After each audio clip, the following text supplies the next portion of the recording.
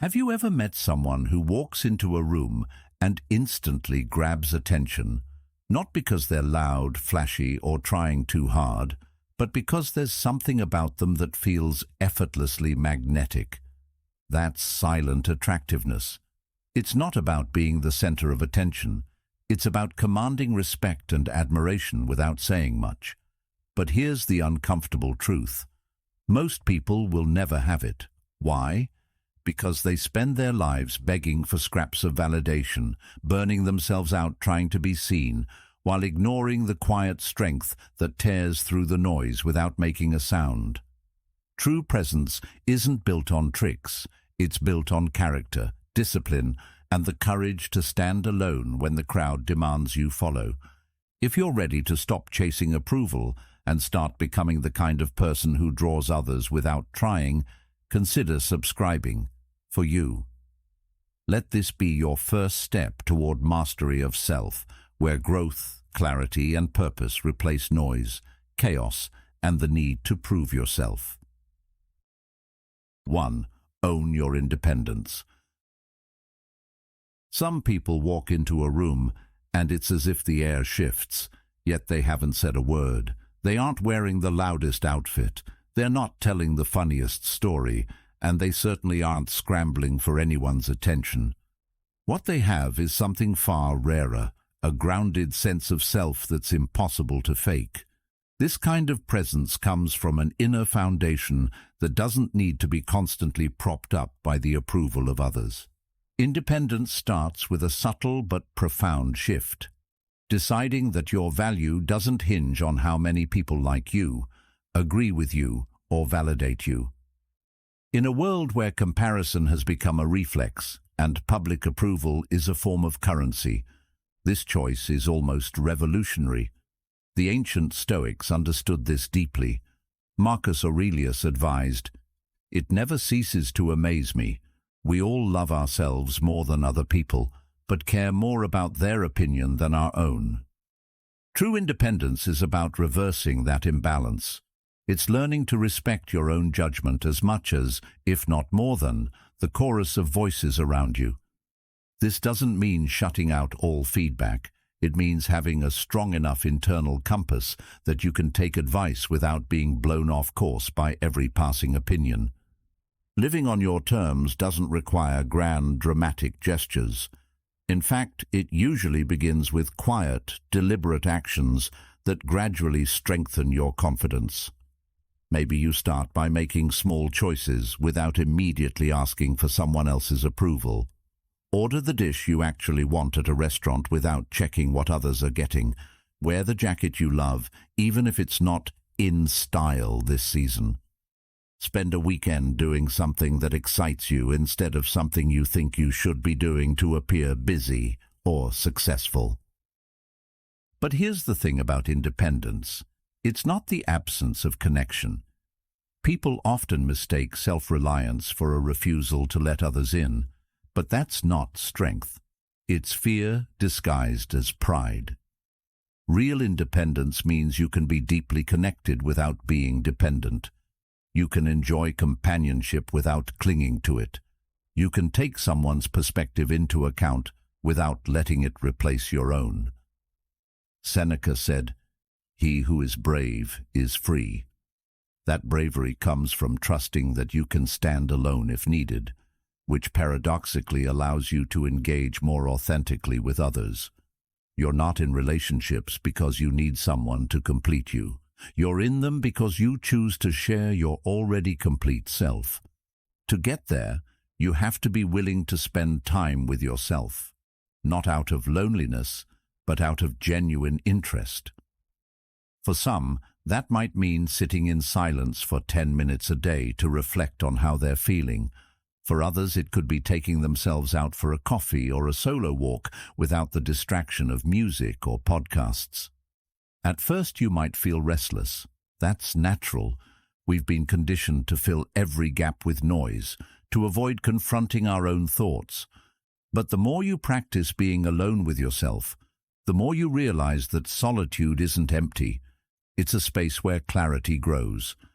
Epictetus put it plainly, Freedom is the only worthy goal in life. It is won by disregarding things that lie beyond our control. When you become comfortable in your own company, you stop trying to control how others see you, and you begin to focus on what you can control: your actions, your mindset, your principles. This doesn't happen overnight. Building independence is like strengthening a muscle. It requires consistent use and a willingness to push through discomfort. And yes, there will be moments when doubt creeps in. You might make a decision that others question. You might feel the sting of disapproval from people whose opinions you once valued. This is where the Stoic mindset becomes your shield. Remember that no one's approval can protect you from life's challenges, and no one's disapproval can strip you of your integrity unless you hand it over willingly. The French philosopher Michel de Montaigne once wrote, "The greatest thing in the world is to know how to belong to oneself." That's the quiet truth at the heart of independence. You belong to yourself first. A truly independent person also knows that life isn't about constant resistance. You don't have to prove your strength in every interaction. Sometimes it's about quietly following your own path while letting others follow theirs. Think about a mountain. It doesn't need to shout its height or defend its presence. It simply stands, unshaken by storms or seasons. In the same way, when you live by your values, your stability becomes evident to those around you. You'll notice that people start to treat you differently, not because you demanded respect, but because your composure, clarity, and self-trust naturally command it. This is what makes independence magnetic. Of course, this kind of independence requires honesty, the kind that forces you to ask hard questions. Am I living the life I truly want, or the life others expect me to live? Do I say yes out of genuine desire, or out of fear that saying no will cost me approval? Am I making choices because they align with my principles, or because they make me look good to others? These aren't comfortable questions, but they're necessary ones. In practicing independence, you'll find that you naturally attract a different kind of attention. Instead of chasing people, you'll notice them gravitating toward you. Not because you're trying to impress them, but because they can sense your groundedness. There's an unspoken allure in someone who doesn't need the room's energy to feel alive, who isn't swayed by every opinion, and who can enjoy their own company without apology. In a culture addicted to noise and constant display, your calm self-assurance becomes a rare and valuable currency. And here's the irony: the more you live for your own approval instead of everyone else's, the more respect you tend to earn. People trust those who know where they stand.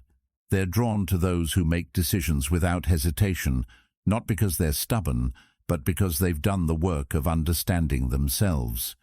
You don't have to tell anyone you're confident. They'll feel it. You don't have to announce your independence. It will show in the way you walk, in the way you listen, in the way you say no without guilt and yes without resentment. So start small. Take yourself somewhere you've always wanted to go. Make one decision today without asking for input. Spend an hour alone without filling the silence. Pay attention to how it feels to rely on your own judgment, to stand in your own certainty. These are the small seeds from which deep independence grows. And when it does, it becomes a part of you that no one can take away. Because at the end of the day, independence isn't about pushing the world out. It's about building yourself up from the inside so that the world's noise can't knock you down. It's about cultivating the kind of self-trust that allows you to move through life with quiet strength. And as the Stoics, the philosophers, and the psychologists all agree, that's the kind of power that lasts. Once you have it, you'll never need to chase respect again, because it will follow you wherever you go. 2. Master silent elegance. There's a certain kind of presence that doesn't need to announce itself, yet it lingers in people's minds long after you've left the room. It's not the kind that comes from flashy clothes, dramatic entrances, or dominating every conversation. No, it's subtler than that, deeper than that. It's the quiet way someone carries themselves, the way they seem unshaken by chaos, the way they hold space without competing for it. This is what I call silent elegance, a power that can't be faked because it comes from the inside out. Silent elegance is built on three main pillars: composure, intentional movement, and mindful interaction. Composure is the foundation. It's the ability to remain steady regardless of what's going on around you. The Stoics saw this as one of the highest virtues. Marcus Aurelius wrote, "You have power over your mind, not outside events. Realize this, and you will find strength." When you carry yourself with composure, it's as if you're telling the world, "I am grounded, I am steady, and I am not easily swayed." That alone is magnetic. People notice when someone isn't rattled by every shift in the conversation, every awkward pause, or every unexpected turn of events. The next pillar, intentional movement, is about how you physically show up in the world. You don't have to be rigid or overly formal. In fact, stiffness is the enemy of elegance. Instead, focus on moving in a way that's calm but deliberate. When you walk into a room, do it with a relaxed posture, shoulders slightly back, and your head held naturally, not too high, as if you're looking down on people, and not too low as if you're avoiding them. Your steps should be unhurried, not slow in a way that drags, but paced in a way that tells people you're not in a rush to prove anything. Eye contact is a major part of silent elegance, but it's often misunderstood. It's not about staring people down. It's about holding their gaze long enough to show you're engaged, and then breaking it naturally so it feels comfortable. Too little eye contact can make you seem disconnected. Too much can feel confrontational. The balance is key. And when you pair steady eye contact with a calm demeanor, you create an instant sense of trust. But silent elegance isn't only about posture and movement. It's also deeply connected to how you interact with others.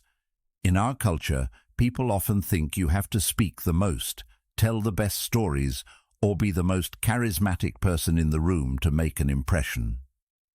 The truth is, you can command more respect by listening with intention than by talking endlessly. When you give someone your full attention, nodding occasionally, asking thoughtful follow-up questions, and not interrupting, you make them feel valued. And when people feel valued in your presence, they naturally associate you with warmth and confidence. Elegance also comes from restraint, the ability to know when not to react.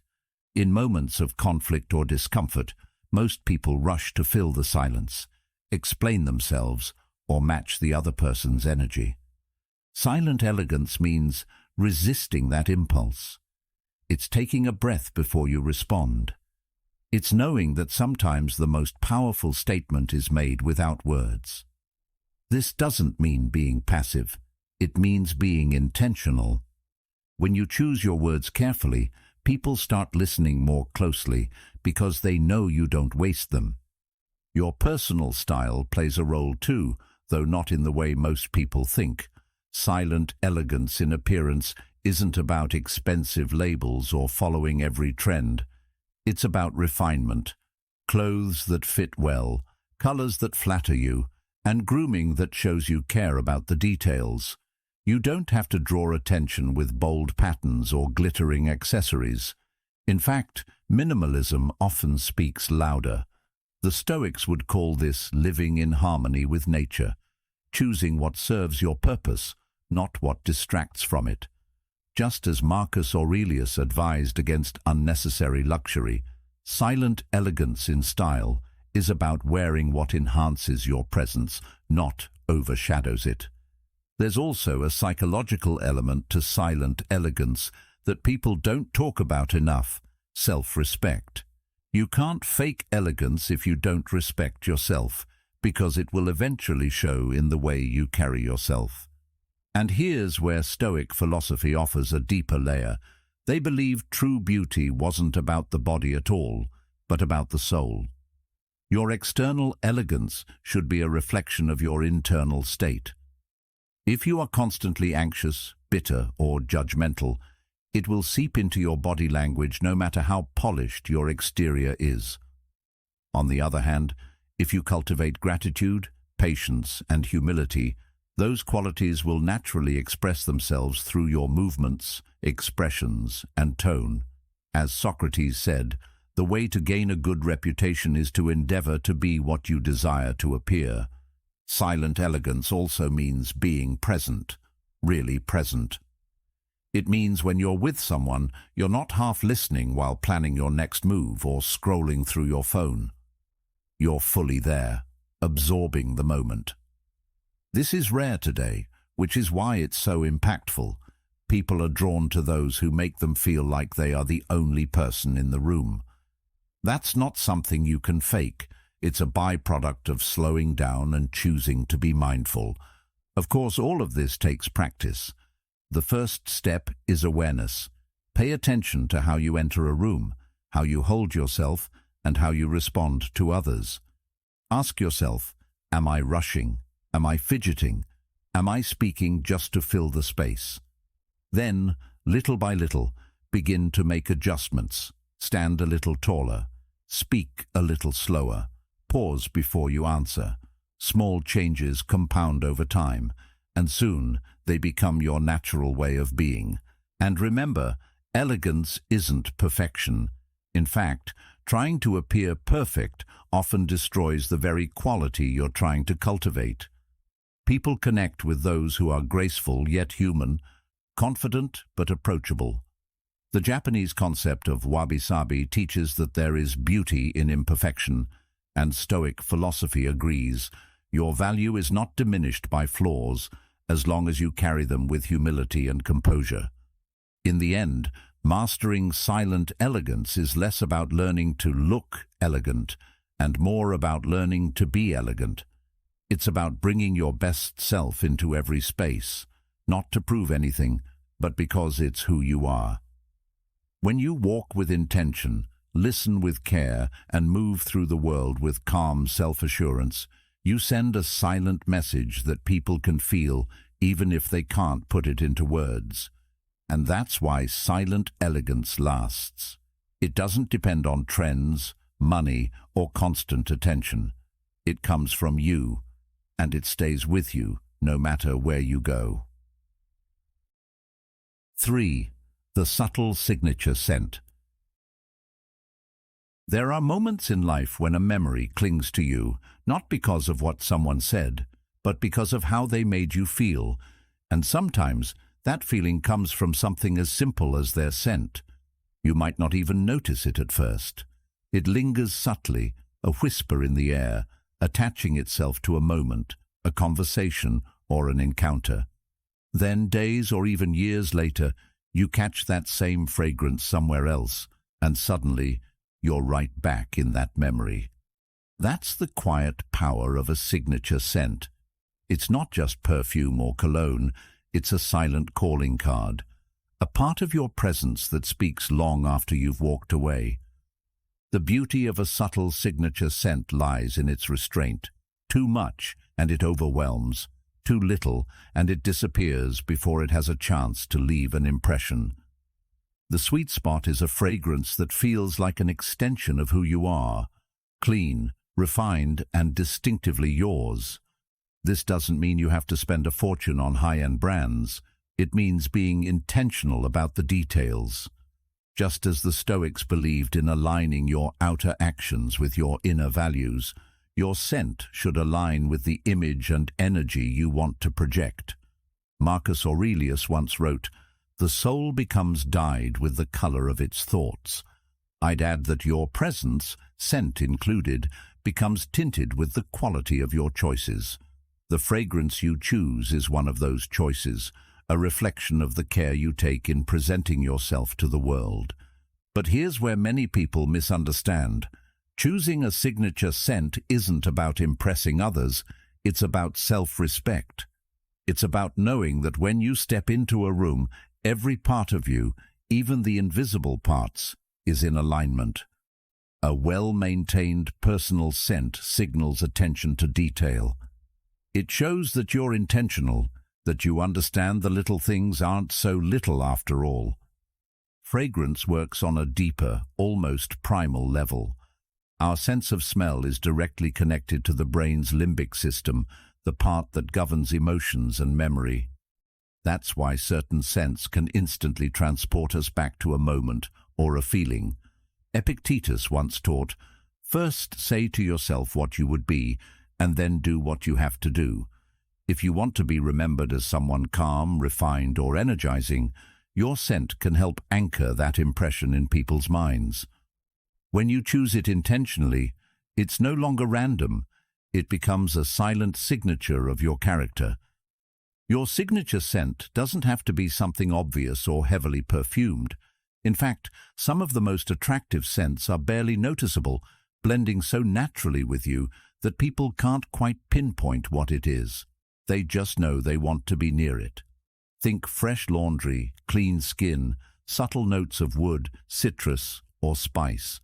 These kinds of fragrances invite people in without overpowering them. Seneca once wrote, "Simplicity is the ultimate sophistication." That wisdom applies perfectly here. Your scent should enhance, not distract. Of course, scent is only one part of the equation. It's a reflection of your overall personal care, which is where many people miss the mark. No fragrance can cover for poor hygiene, unwashed clothes, or neglecting the basics.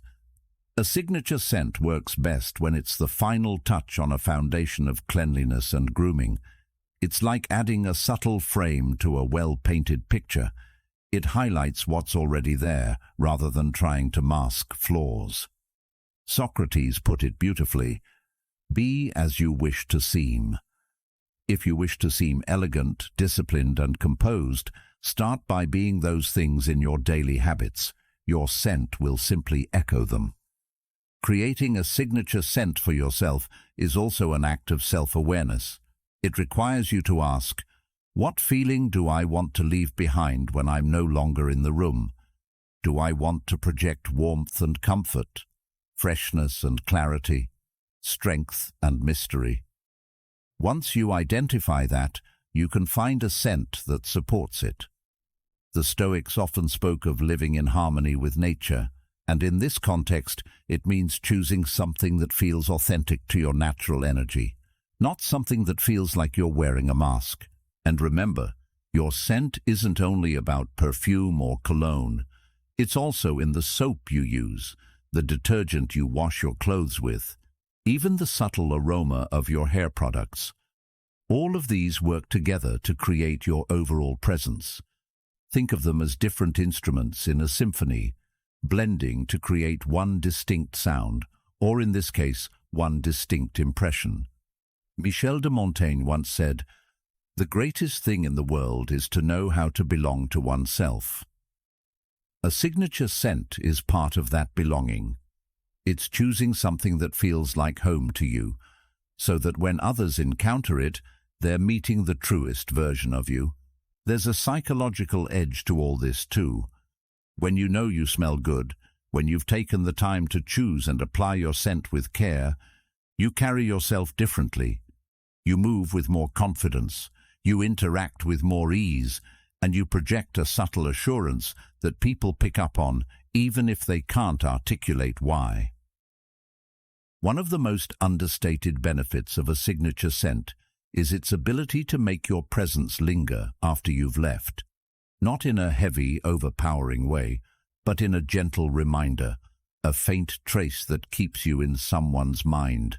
That's powerful, because it's not about forcing them to remember you, it's about giving them a reason to. The Stoic philosopher Epictetus might frame it this way: leave behind not just a memory of your words or actions, but a feeling, an atmosphere, a trace of your essence that others can't quite shake. Now, here's where the discipline comes in. A signature scent works because it's consistent. It's not something you change every week on a whim. Over time, people begin to associate it with you, and that consistency builds recognition. In a way, it's like a personal brand, something instantly familiar that signals, "I'm here." Seneca might call this living according to your principles, even in small things, because they reflect the larger structure of your life. To build this habit, start small. Test different scents and notice how you feel wearing them. Do they energize you, ground you, make you feel more at ease? Choose one that feels right, then stick with it. Make it a part of your routine. Apply it before important meetings, social events, or even just as part of your daily preparation. Over time, it will become second nature, and so will the confidence that comes with it. The truth is, the world remembers far less about what we say than about how we make people feel. A signature scent is one of those small, almost invisible tools that can shape that feeling in a powerful way. It's quiet, it's personal, and it's deeply human. As Marcus Aurelius reminded us, what is not good for the beehive cannot be good for the bees. Taking care of your own presence, down to the finest details, benefits not just you, but everyone you interact with. It makes their experience of you richer, more memorable, and more pleasant. So the next time you think about how to make a lasting impression, remember this. Your scent speaks long after you stop talking. It's not vanity, it's self-respect in its most subtle form. It's the invisible handshake, the quiet nod, the unspoken statement that you are a person who pays attention to the little things. And in a world that rushes past the details, that alone can make you unforgettable. 4. Be fully present. There's a rare kind of person you meet from time to time who makes you feel like the only human being in the world. When you talk, they're not glancing at their phone, scanning the room, or waiting for their turn to speak. They're fully there, with you in the moment, absorbing every word. And the strange thing is, you walk away from those conversations not just remembering what was said, but feeling deeply valued. That is the quiet magic of being fully present. In a time when distraction is the norm, presence has become one of the most magnetic and unforgettable qualities a person can have. Carl Jung once wrote, "The meeting of two personalities is like the contact of two chemical substances. If there is any reaction, both are transformed." Presence is the catalyst for that transformation. It's the unspoken signal that says, "I see you. You matter." The truth is, presence isn't complicated. It's simple. But simple doesn't mean easy. We live in a culture that thrives on interruption, notifications, scrolling feeds, background noise, multitasking. It's all designed to pull us away from the moment we're in. Being present requires deliberate resistance to that pull. The Stoics knew this long before smartphones existed. Marcus Aurelius wrote, "Confine yourself to the present." For him, that wasn't just advice. It was a way to cut through the noise of life. If you're truly focused on the here and now, you're not haunted by the past or consumed by what might happen in the future. You're anchored, and people can feel that anchor in you. When you're fully present with someone, you're telling them, without words, that they're worth your time and your attention. Think about how rare that is today. Most of us have been in conversations where the other person is nodding politely while their eyes flick to the clock, or they're subtly swiping on their phone. You can sense it immediately, and it feels dismissive. It's the emotional equivalent of saying, "You're not that important right now." On the flip side, when someone gives you their undivided attention, you feel validated. You feel like your thoughts and feelings have weight. Seneca understood the power of this kind of focus when he said, "It is not that we have a short time to live, but that we waste much of it. Wasting our moments by splitting our attention robs not just us, but the people we care about. Presence isn't about perfection, it's about intention. It's not that you'll never get distracted, it's that you choose to return your focus to the person or task in front of you. And this doesn't apply only to conversations. Being present also means giving your full focus to whatever you're doing, whether that's cooking dinner, reading a book, or walking down the street. Our minds are like restless travelers, always jumping ahead to the next stop. But when you commit to noticing the details, the way the air smells, the expression on someone's face, the exact tone in their voice, you open yourself to a depth of experience that most people skip over entirely. Psychologically, presence has an immediate impact on connection. When you give someone your attention, you're not just hearing their words, you're picking up on their body language, their tone, and the emotions behind what they're saying. This makes you far more empathetic and responsive. Of course, presence also requires self-discipline. We are constantly tempted to think about what we'll say next, instead of actually listening to the person in front of us. But true presence means letting go of the need to control the conversation and simply allowing it to unfold. Epictetus once said, "We have 2 ears and 1 mouth so that we can listen twice as much as we speak." That's not just a guideline for politeness, it's a path to real influence. When people feel truly heard, they become more open, more trusting, and more willing to engage with you. One of the hidden benefits of presence is that it makes you memorable without you having to do anything flashy. You might not tell the funniest jokes or have the most captivating stories, but if you make someone feel like their words matter, they'll remember you. And the beauty of this is that presence is available to anyone. It's not dependent on wealth, appearance, or status. All it takes is a choice to put down the phone, quiet the mental noise, and be here, now. As Michel de Montaigne said, "The greatest thing in the world is to know how to belong to oneself." You can't give your attention to others if you don't first learn to ground yourself in your own presence. Being fully present doesn't mean you lose yourself in others, though. It's not about erasing your thoughts or feelings. It's about balancing them with openness. Sometimes we listen only to respond, filtering everything through our own perspective.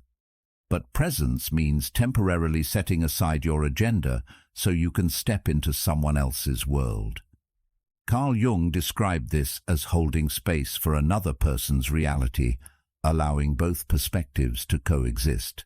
This requires humility, the recognition that your view isn't the only one that matters in the moment. If you want to practice being more present, start small. The next time you talk to someone, consciously put away your phone. Face them directly. Make steady, comfortable eye contact, not staring, but not darting away either. Nod when you're following along, and ask questions that show you're engaged. And when your mind drifts, as it inevitably will, gently bring it back to the moment without judgment. This is the same principle behind mindfulness meditation, which the Stoics practiced in their own way. They didn't sit cross-legged with incense, but they did spend time each day reflecting, focusing, and anchoring themselves in the present. The rewards of presence go far beyond making others feel valued. It changes your own experience of life. When you're fully here, you notice things you've been overlooking. You find more joy in simple moments. Your relationships deepen because people trust you, and you start to feel calmer because you're not constantly juggling the past and future in your mind. It's worth mentioning that presence also makes you more persuasive and influential. When people feel heard by you, they're far more likely to listen to you in return. This is especially true in high-stakes conversations where emotions can run high. A calm, attentive presence can diffuse tension faster than any clever argument. It signals control, composure, and respect, qualities that are deeply attractive in both personal and professional settings. And unlike quick tricks to gain attention, presence leaves a lasting impression that people trust. At its core, presence is about respect, both for yourself and for others. You respect yourself enough to show up fully, not half engaged. And you respect others enough to give them your most valuable resource, your attention. So the next time you're in a conversation, ask yourself, am I really here, or am I somewhere else entirely? Am I giving this person the same focus I wish they'd give me? Presence doesn't cost anything, yet it's one of the rarest gifts you can give. And in a world where most people are half living in their devices, being fully present isn't just a social skill, it's a superpower. Because at the end of the day, people may forget your words, they may even forget your face, but they will never forget how you made them feel. And when you're present, truly present, how they feel is seen, heard, and valued. That's the kind of connection that leaves a mark, not for a moment, but for a lifetime. 5. Keep a touch of mystery. There's something captivating about a person you can't quite figure out. You notice the way they speak, how they listen, and the calm confidence in their presence. But you can sense there's more beneath the surface. They don't spill every detail of their life the moment you meet them. They're warm, approachable, yet there's a part of them that stays just out of reach, and that's what keeps you intrigued. In a world where oversharing has become second nature, and every thought, meal, and opinion is broadcast for instant consumption, the ability to keep certain things to yourself has become rare and powerful. The truth is, we live in a time where privacy is almost treated like a weakness, as if keeping things to yourself means you're hiding something. But the Stoics would tell you that restraint is a virtue. Epictetus said, "Be silent for the most part, or speak only what is necessary and in few words." This wasn't advice to be cold or distant. It was about valuing the weight of your words and the moments you choose to share. When you leave space for people to wonder, you invite them to pay closer attention. They lean in, they ask questions, they think about you after you've left the room, because you've given them just enough to make them curious without satisfying it entirely. Mystery isn't about manipulation. It's not about playing games or making people chase you out of frustration. It's about self-respect. It's knowing that not every part of you needs to be on display for public consumption. You can share your personality, your humor, your ideas, without giving away every chapter of your story in the first conversation. Keeping a touch of mystery also makes your actions more impactful. When you speak less about your plans and goals, your results become your statement. There's an old piece of wisdom often echoed in philosophy. Let your actions speak for themselves. Marcus Aurelius wrote, "Waste no more time arguing about what a good man should be one." In the same way, you don't need to tell the world what you're doing every step of the way. Simply do it. When the outcome is visible, it carries far more weight than constant updates along the journey. Think about it in terms of storytelling. The most engaging books and films don't reveal everything in the first chapter. They give you pieces, a hint here, a foreshadowing there, so you're compelled to keep going. You too are telling a story through how you live and interact. If you hand someone the entire plot immediately, there's nothing left for them to discover. But if you allow them to experience your depth gradually, each new layer becomes a moment of intrigue. As the philosopher Blaise Pascal once wrote, "We are generally the better persuaded by the reasons we discover ourselves than by those given to us by others." When people uncover things about you in their own time, they feel more invested in knowing you. This doesn't mean you become secretive to the point of isolation. Mystery isn't about shutting people out. It's about setting boundaries for what you choose to share and with whom. There's a quiet strength in being able to hold something just for yourself. In a sense, you're protecting the sacredness of certain parts of your life. The Stoics called this living in accordance with nature, not giving everything away to the winds of public opinion, but keeping your inner life rooted and untouchable. Social media has blurred these lines for many people. It's easy to believe that the more you post, the more real or authentic you seem. But authenticity doesn't mean oversharing. It means being genuine in what you do share, while keeping some things just for you. Michel de Montaigne put it well when he said, "We can be knowledgeable with other men's knowledge, but we cannot be wise with other men's wisdom." Your wisdom, your personal experiences, thoughts and feelings doesn't have to be on display at all times for it to be real. In fact, sometimes it grows stronger in silence. One of the unexpected benefits of maintaining mystery is that it builds respect.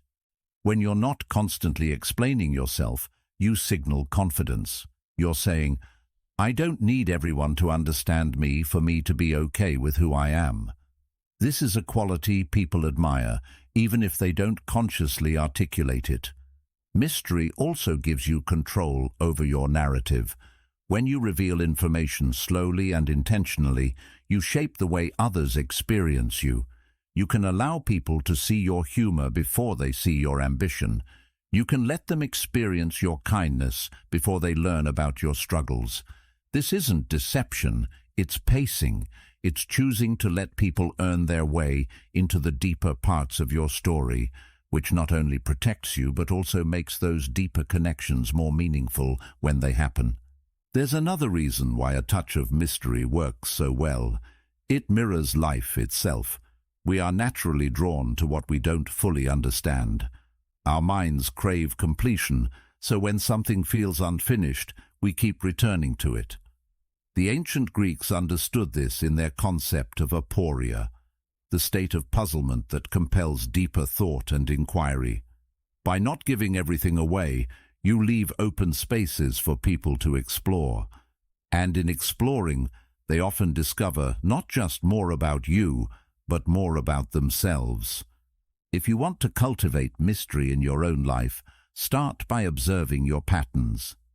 Do you feel the urge to explain every choice you make, to post every experience in real time, to give people every detail when they ask a simple question? Instead, try practicing restraint. The next time someone asks what you're working on, give a concise answer without the full backstory.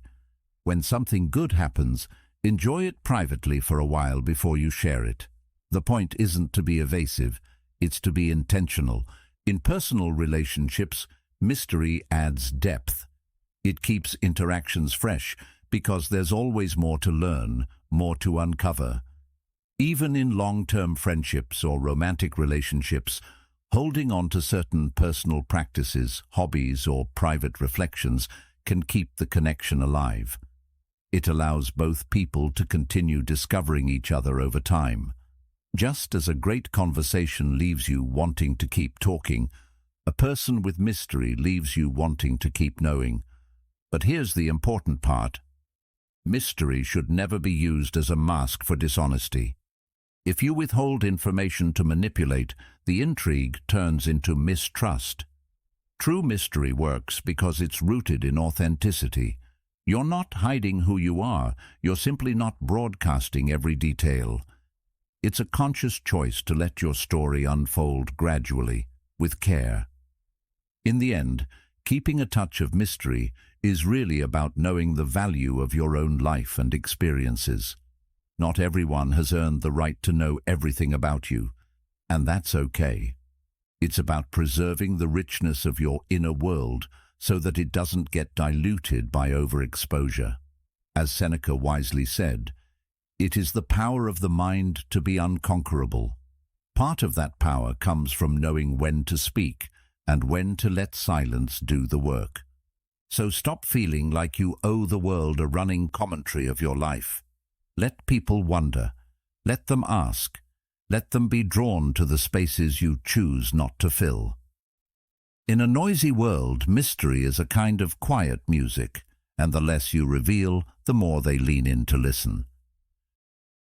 6. Develop cultural wisdom. Every once in a while, you meet someone who can hold a conversation about almost anything: art, history, philosophy, the latest discoveries in science, or even traditions from halfway across the world. They don't speak to show off. They're not trying to dominate the discussion.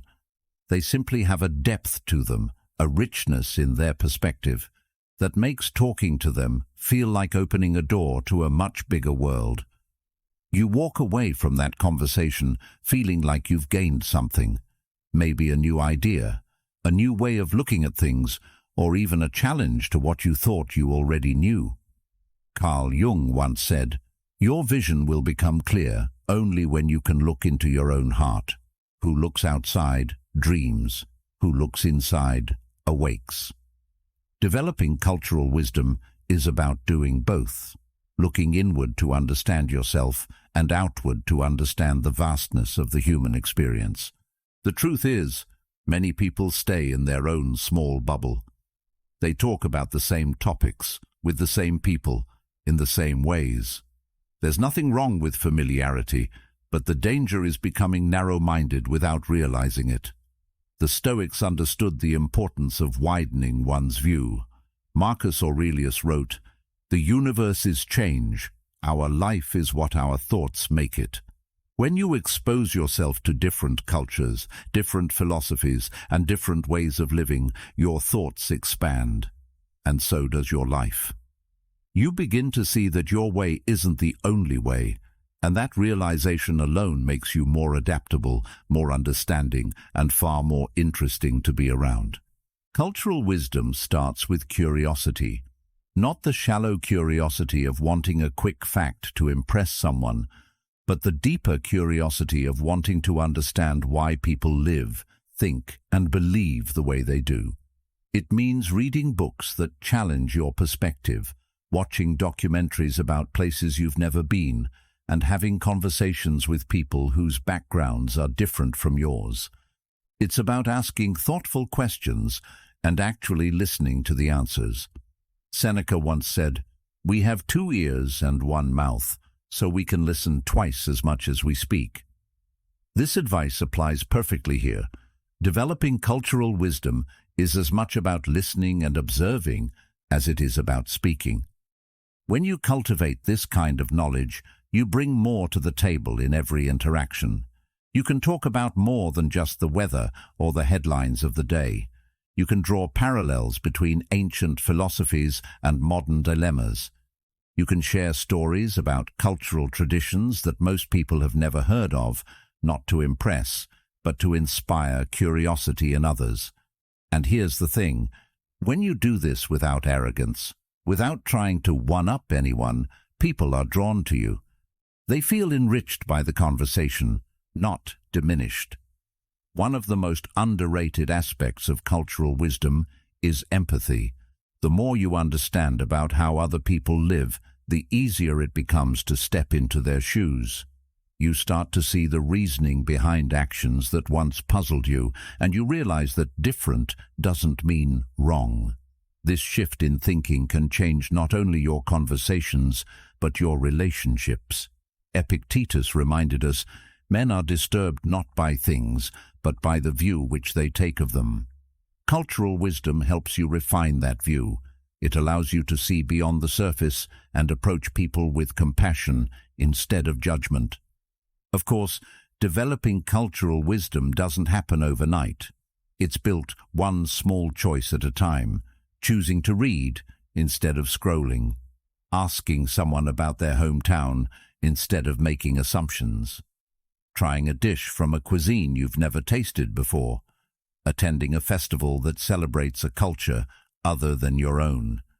Each of these experiences adds another thread to the tapestry of your understanding, and over time those threads weave into something beautiful, an outlook on life that's wide, inclusive, and rich with perspective.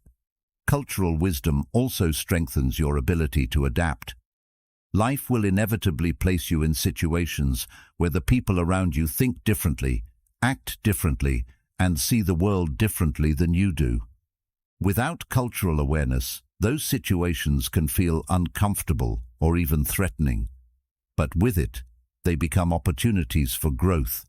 You learn how to navigate conversations with tact, how to respect boundaries, and how to find common ground even in disagreement. This adaptability is a quiet but powerful form of social intelligence. It's what makes certain people able to walk into any room and connect with almost anyone.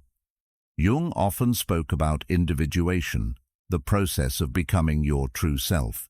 Part of that process is understanding where you fit in the larger human story. By learning about other cultures, you start to see yourself more clearly. You recognize which parts of you are universal and which are shaped by your environment. You begin to separate your identity from your conditioning, which gives you more freedom to grow. And let's be honest, curiosity is magnetic. People want to be around those who are genuinely interested in the world. It makes them feel like you might also be genuinely interested in them. The energy you bring into a conversation when you're curious is different. It's lighter, more open, more engaging. You're not just waiting for your turn to talk, you're exploring the topic together. That's when real connection happens. It's worth mentioning that developing cultural wisdom also keeps your mind sharp. When you expose yourself to new ideas, you're essentially exercising your brain. You're making connections between seemingly unrelated concepts, and that kind of mental flexibility has benefits far beyond social situations. It can help you solve problems more creatively, approach challenges from new angles, and even find meaning in unexpected places. As Marcus Aurelius advised, look beneath the surface. Let not the several quality of a thing nor its worth escape you. The habit of looking deeper is the essence of wisdom, cultural or otherwise. So how do you start? Begin by expanding your inputs. If you only read one genre, branch out. If you only watch shows in your own language, try foreign films. Talk to people you normally wouldn't. Ask open-ended questions and be okay with not knowing the answer right away. And most importantly, resist the urge to immediately judge what's different from you. As Socrates said, the only true wisdom is in knowing you know nothing. That mindset keeps you open, keeps you learning, and keeps you humble. Another key part of cultural wisdom is sharing it generously. When you learn something fascinating about another culture, bring it into your conversations in a way that invites curiosity, not comparison. You're not lecturing, you're exchanging. When someone shares something about their background with you, show genuine appreciation. That moment of respect can go a long way in building trust and connection. Over time, you'll notice a shift. Conversations will feel richer. You'll have more to contribute without dominating the discussion. You'll start to see patterns in human behavior that transcend borders and languages. And perhaps most importantly, you'll begin to appreciate both the diversity and the unity of the human experience. This is what the Stoics meant when they spoke of being a citizen of the world, a cosmopolitan. Your loyalty is not just to your own little corner, but to the shared humanity that connects us all. In the end, cultural wisdom isn't about collecting trivia or trying to impress people with your knowledge. It's about living with a wider lens, seeing more, understanding more, and connecting more deeply. It's about stepping out of your bubble and realizing the world is far bigger and more beautiful than you imagined. And when you carry that awareness with humility and warmth, you don't just stand out, you draw people in. Because you're not only someone who knows things, you're someone who cares enough to keep learning. And in a world full of noise, that kind of curiosity is unforgettable. 7. Lead with compassion. Some people walk into a room and bring a certain kind of peace with them. It's not in what they say first or even in how they look. It's in the way they make you feel when you're around them. You feel heard. You feel understood. You feel like you can breathe a little easier. That's the quiet power of compassion. It's a strength that doesn't shout for attention, but it changes the atmosphere wherever it goes. Carl Jung once said, Knowing your own darkness is the best method for dealing with the darkness of other people. Compassion begins there, by understanding your own struggles so you can meet others with empathy instead of judgment. We live in a world where kindness often feels transactional. People help because they expect something in return, credit, praise, or a favor owed. But genuine compassion is different.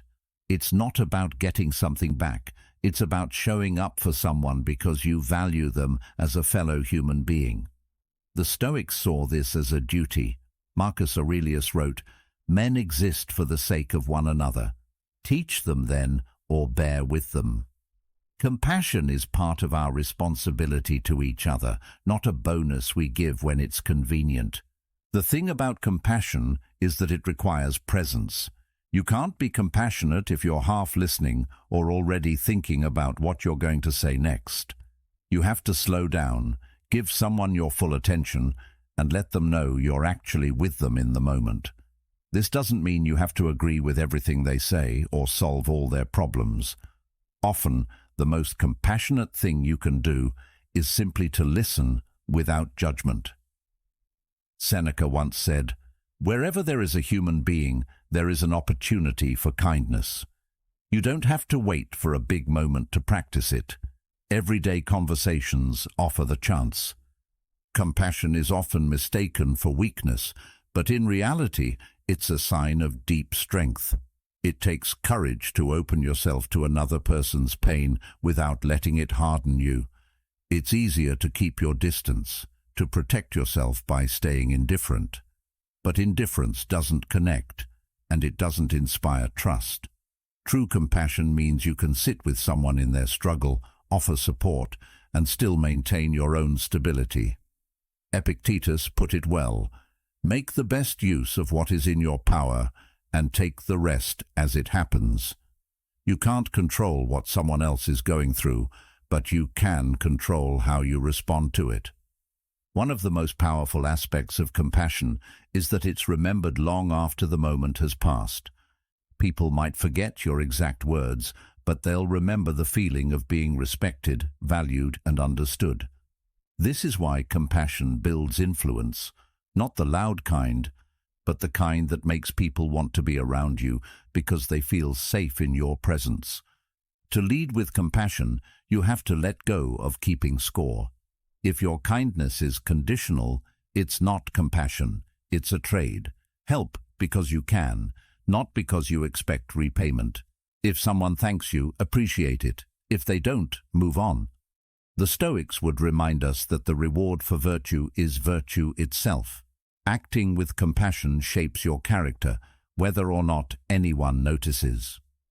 Marcus Aurelius wrote, "If it is not right, do not do it. If it is not true, do not say it." Doing what is right, even quietly, is its own form of leadership. Compassion also requires boundaries. It doesn't mean sacrificing your well-being to help everyone else. If you drain yourself completely, you won't be able to show up for anyone, not even yourself. This is where self-awareness comes in. Jung believed that facing your own inner challenges gives you the perspective to understand others without being consumed by their struggles. You can care deeply while still protecting your own energy. That balance is what keeps compassion strong instead of burning it out. There's also a practical side to compassion. It's not only about being there for friends or family. It applies in every part of life. At work, compassion helps you navigate conflicts without unnecessary hostility. In leadership, it makes people more willing to follow you because they know you care about their well-being. In relationships, it deepens trust and creates a foundation of mutual respect. Epictetus taught, "No great thing is created suddenly." Compassion works the same way. It's built through consistent small actions, not grand gestures. If you want to develop compassion, start with patience. The next time someone frustrates you, pause before reacting. Ask yourself what might be happening in their life that you can't see. This doesn't excuse bad behavior, but it shifts your perspective. When you approach people with curiosity instead of instant judgment, you open the door to understanding. Michel de Montaigne once said, "The greatest thing in the world is to know how to belong to oneself." When you're secure in who you are, you don't feel threatened by offering others empathy. Compassion also grows when you make a habit of small, intentional acts of kindness. Hold the door open, send a message to check in on someone without any agenda, offer a genuine compliment. These moments might seem insignificant, but over time they shape the way people experience you.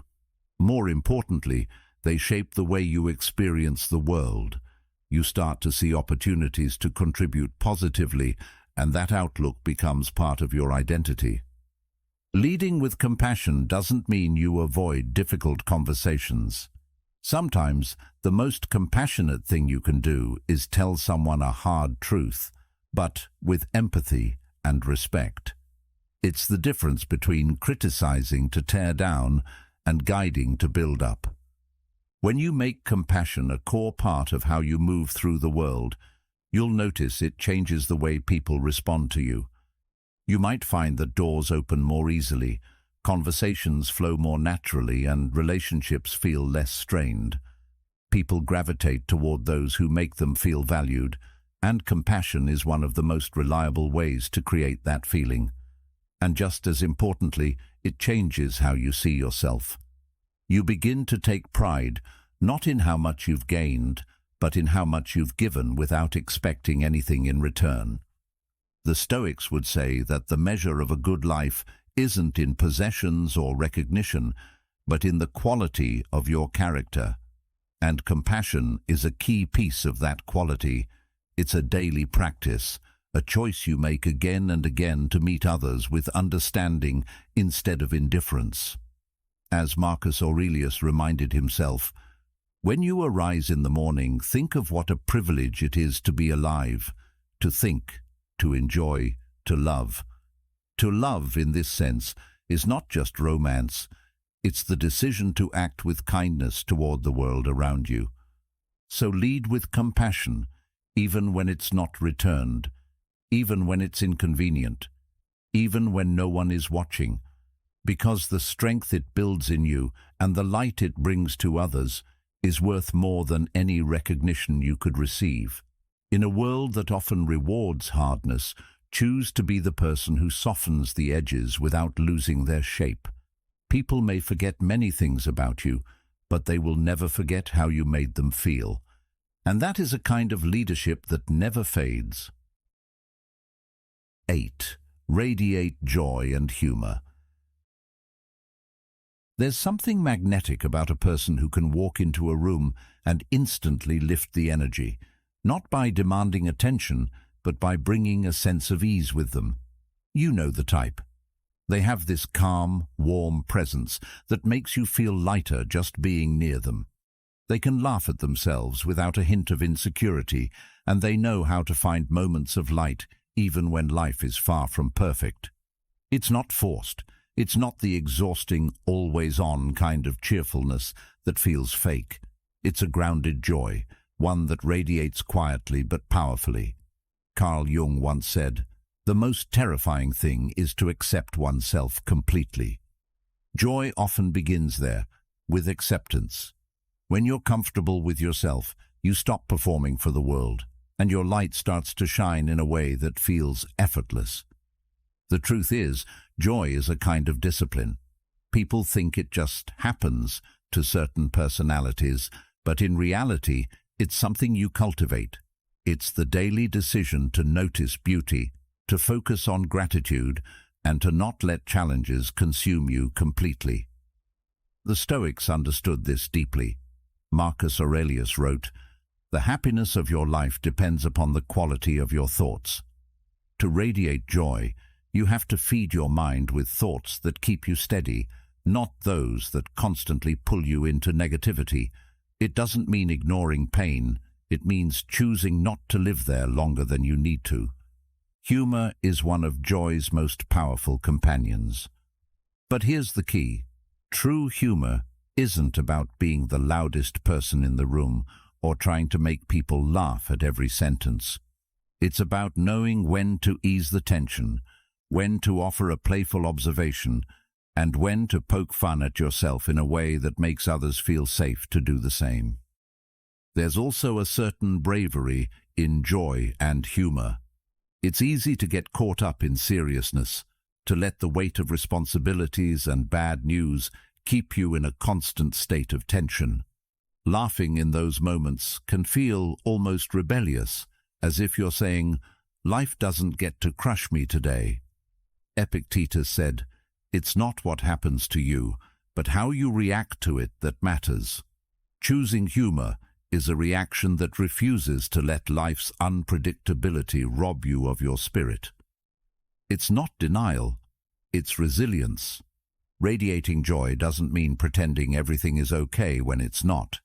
People can sense false cheer, and it's exhausting to be around. What's magnetic is when someone acknowledges that things might be difficult, but they can still find something to smile about. This kind of joy is rooted in perspective. Seneca wrote, "We suffer more often in imagination than in reality."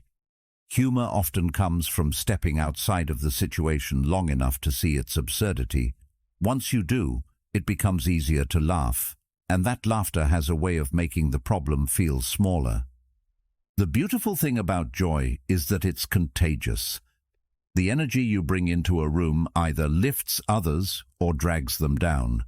We've all felt it, the relief when someone walks in with lightness, or the heaviness when someone enters with nothing but complaints. When you radiate joy, people want to be near you, not because you're perfect, but because you make the space around you feel better. That's influence without force. Humor, especially self-deprecating humor, can also be a bridge between people. When you can laugh at your own mistakes without spiraling into shame, you show others that it's safe to be human around you. This creates connection faster than any perfectly curated image ever could. Jung talked about the importance of integrating the shadow, the parts of ourselves we'd rather hide. Humor is one of the most graceful ways to bring those shadows into the light, turning potential embarrassment into shared laughter. Of course, joy and humor require presence. You can't find the funny moment if you're always 2 steps ahead in your head, worrying about the future or replaying the past. You have to be here, noticing the little details. A raised eyebrow in a meeting, the way someone mispronounces a word, or the irony of a situation.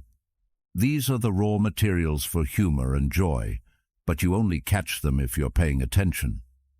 Another important thing to remember is that joy isn't about constant high energy. Sometimes it's quiet, like a peaceful smile in the middle of a hectic day, or the warmth in your voice when you greet someone. Stoic joy isn't about hype. It's about a steady flame that doesn't go out when the wind picks up. You can still feel the full range of emotions, anger, sadness, frustration, but you return to joy as your baseline. That's what makes it powerful. If you want to cultivate this energy, start small. Practice gratitude daily. Notice 3 things that make you smile every morning. Seek out humor intentionally. Watch a funny movie, read a witty author, or spend time with people who make you laugh without effort. And just as importantly, be that person for others. Offer a light remark in tense moments, share an amusing story, or simply laugh with someone instead of at them. Emerson once said, "To laugh often and much, to win the respect of intelligent people and the affection of children, this is to have succeeded." Joy is part of that success. It's worth noting that humor can be incredibly healing. Laughter releases tension in the body, lowers stress hormones, and even strengthens the immune system. But on a social level, it does something deeper. It creates bonds. When you share a genuine laugh with someone, you create a shared memory, a tiny moment of unity that says, "We're in this together." Those moments accumulate, and before you know it, your relationships feel stronger, your environment lighter, and your own heart a little less heavy. There's also an element of leadership in joy. People look to those who can hold steady in difficult times, and joy is a form of steadiness. It's a message that says, we can handle this, and we can still enjoy life while we do. Leaders who use humor effectively tend to build more trust and loyalty because they make challenges feel more manageable. They're not dismissing the problem. They're reminding everyone that the problem doesn't define them. Ultimately, radiating joy and humor is about making a choice every day. It's about deciding to bring light instead of darkness, to lift instead of weigh down, to connect instead of isolate. It's not about ignoring reality, it's about refusing to let reality steal your ability to enjoy life. As Epictetus would remind us, we can't control everything that happens, but we can always control the energy we bring to it. So, laugh at yourself when you spill your coffee. Smile at the stranger in the elevator. Share the ridiculous story about the time you made a complete fool of yourself. Let people see that you can find joy in the ordinary and humor in the chaos. Because the truth is, the world needs more people who can carry joy like a lantern, steady, warm and bright enough to make the path a little lighter for everyone around them. And when you become that person, you'll find that people don't just enjoy your company, they're drawn to it. They want that light in their lives. And that's a kind of presence that speaks louder than any words ever could. 9. Prioritize self-care. There's a certain kind of presence that you can't fake. It's in the way a person moves, in the quiet energy they carry, in how they speak without rushing their words. You notice they seem grounded, balanced in a way that isn't about showing off, but about having a calm confidence that radiates from the inside out. That presence doesn't come from luck or genetics. It comes from something deeper, the consistent choice to take care of themselves day after day. Carl Jung once said, "What you resist persists." When you neglect your own needs, the effects show up. Tiredness, irritability, a lack of clarity, and those signs don't just fade away.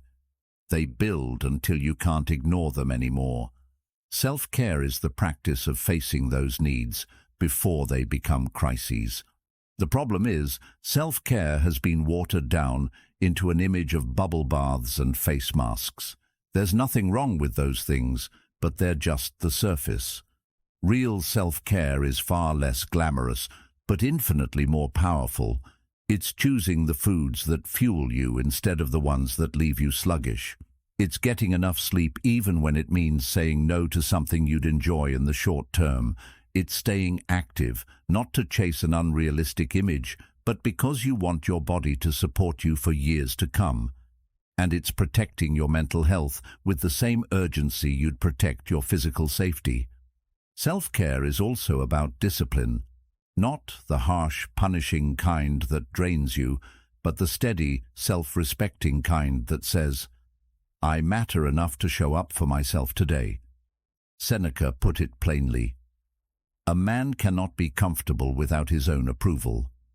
If you're constantly breaking promises to yourself, skipping workouts, staying up too late, neglecting your mental space, you slowly erode your own trust. But when you follow through on the commitments you make to yourself, even in small ways, you build self-respect, brick by brick. And that respect changes the way you carry yourself. There's an undeniable attractiveness to someone who clearly takes care of themselves. It's not about perfection, it's about signaling that you value your life enough to nurture it. People pick up on that energy, often subconsciously. They see someone with clear eyes, steady posture, and a kind of calm alertness, and they think, this is someone who's got their life in order. You don't have to say it, they can see it. But let's be honest, self-care isn't always comfortable. Sometimes it's choosing to meal prep instead of ordering takeout. Sometimes it's getting up early to exercise when you'd rather stay in bed. Sometimes it's saying no to people you care about because you know you need time to rest. These aren't the moments you post about, but they're the ones that matter most. Mental self-care is just as important as the physical side. This means knowing when your mind is overloaded and taking steps to clear it. It might mean journaling to get your thoughts out, meditating to steady your breathing, or simply spending time in nature to reset. Jung believed that who looks outside dreams, who looks inside awakes. Turning inward isn't selfish, it's essential. If you never pause to check in with yourself, you risk running on autopilot, missing the signs that something needs to change. There's also a social element to self-care, choosing the people you surround yourself with. If you spend your time with those who drain your energy or constantly pull you into drama, you're undermining your own well-being. Protecting your boundaries isn't cold, it's an act of respect for yourself and your future. As the Stoics would say, your time and attention are the most precious things you have. Spend them wisely. One of the most overlooked parts of self-care is rest. In a culture obsessed with productivity, rest is often treated like a weakness. But the Stoics saw it differently. They valued periods of stillness as much as action. Marcus Aurelius often reminded himself to step back, to breathe, to remember his place in the larger flow of life. Rest isn't about doing nothing. It's about restoring the mind and body so you can do everything else with focus and clarity. Of course, balance is the heart of self-care. Too much indulgence and you lose the benefits of discipline. Too much discipline without rest and you burn out. The goal is to find the rhythm that sustains you, one that you can keep for the long term. This rhythm will look different for everyone. For some, it's waking up early to meditate and exercise. For others, it's protecting slow evenings to read, cook, or connect with loved ones. What matters is that it's intentional. Self-care also extends to the way you speak to yourself. The words you use internally can either fuel you or drain you. If you constantly criticize yourself, no amount of external care will undo the damage. Compassion toward yourself isn't weakness. It's what allows you to keep growing without becoming bitter. Montaigne said, "The greatest thing in the world is to know how to belong to oneself." When you treat yourself as someone worth belonging to, everything changes. The beauty of prioritizing self-care is that it has a ripple effect. When you take care of yourself, you show up better for others. You have more patience, more energy, and more focus. You can offer help without resenting it because you're not running on empty. This is why self-care is not selfish. It's the foundation for everything you give to the world. The Stoics believed in living a life of virtue, and that requires a sound mind in a sound body. Without care for yourself, your ability to live that virtue is compromised. Start where you are. Don't wait for the perfect time to overhaul your life. Begin with small, consistent steps, a short walk every day, a better bedtime routine, a few minutes of stillness in the morning. Each act reinforces the message, I matter enough to do this. And as those acts accumulate, you'll notice shifts in your mood, your energy, your resilience. Over time, self-care becomes less about specific actions and more about identity. You stop thinking of it as a checklist and start seeing it as part of who you are. You're someone who eats to fuel your body, who rests to restore your mind, who moves to stay strong, who protects their boundaries because they value their peace. That's not just attractive, it's powerful. And the truth is, people can feel it. They can sense when you're operating from a place of strength and balance. They see the difference in how you handle challenges, in how you carry yourself, in how you interact with the world.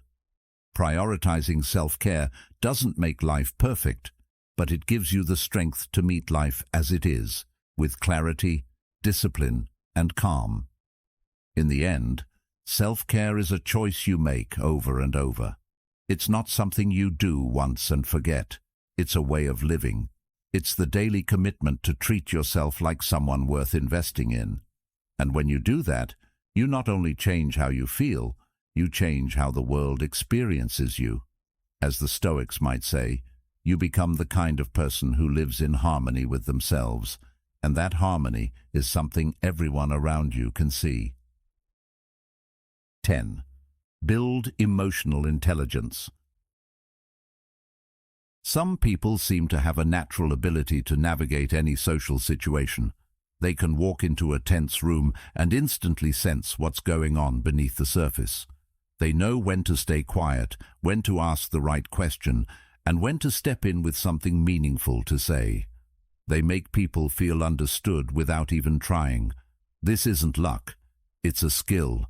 And that skill is called emotional intelligence. At its core, emotional intelligence is about awareness, awareness of yourself, awareness of others, and awareness of the environment you're in. The Stoics understood this long before the term existed.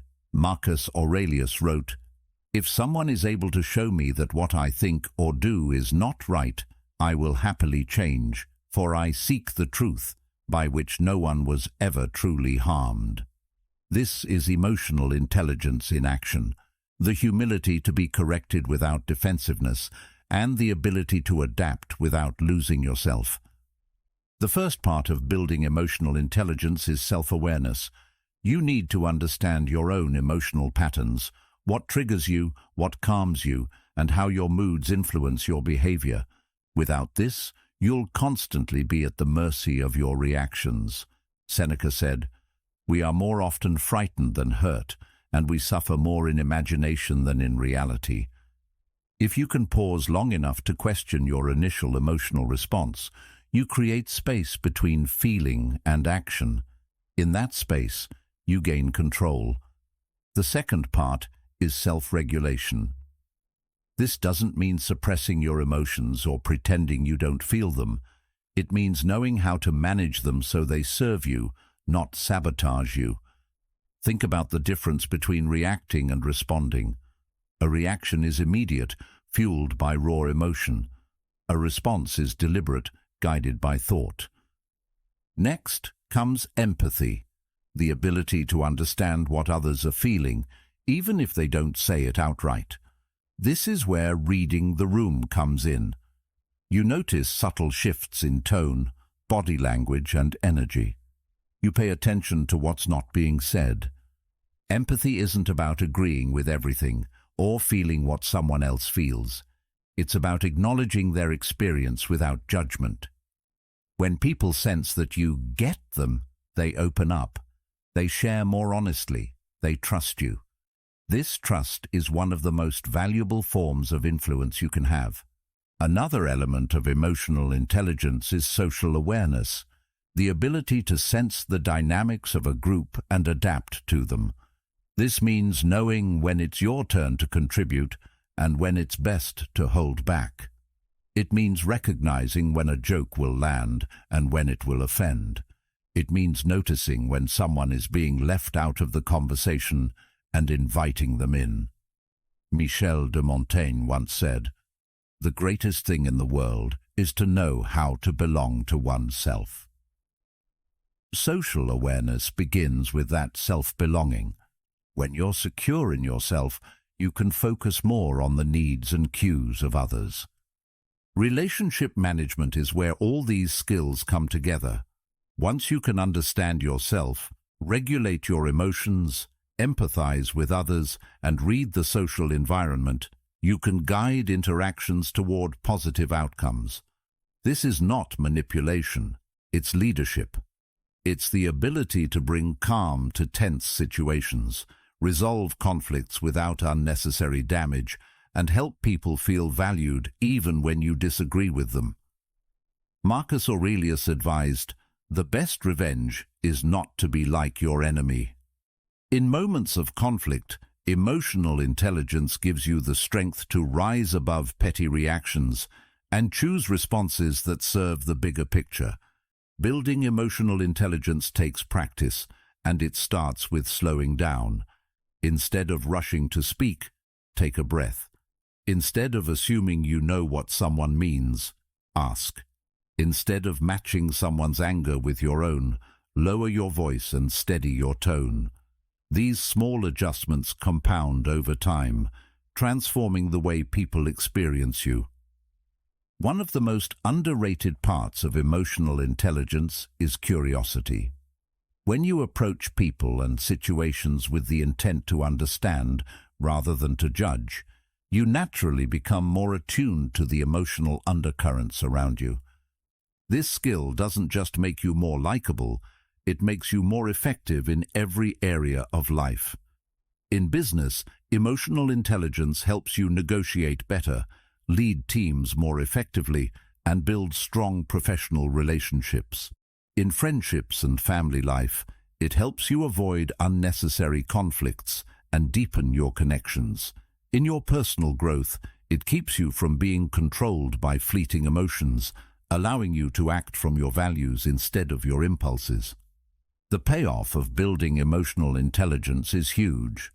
People will start to see you as someone they can rely on, not because you're always cheerful or agreeable, but because you're steady.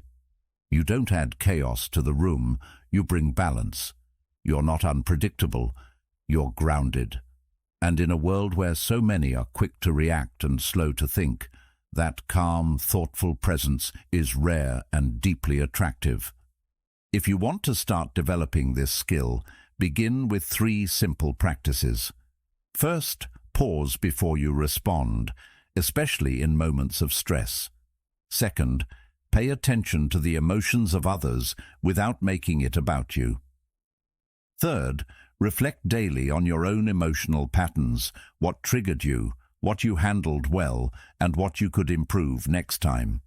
Over time, these habits will sharpen your awareness and control, making emotional intelligence a natural part of how you operate. 11th, be consistent and reliable. It's easy to make promises. Words cost nothing. You can agree to meet someone, commit to a project, or promise to help, and in that moment, it feels effortless. But follow through. That's where the real weight lies. The truth is, consistency and reliability are rare today. Plans are cancelled with a quick text. Promises are forgotten when something more convenient comes along. And yet, when you find someone who shows up exactly when they said they would, who does exactly what they promised, no matter how small, it leaves an impression that lasts. Carl Jung once said, "You are what you do, not what you say you'll do." Reliability turns your words into proof. Without it, your words are just noise. Being reliable is not just about keeping appointments or meeting deadlines.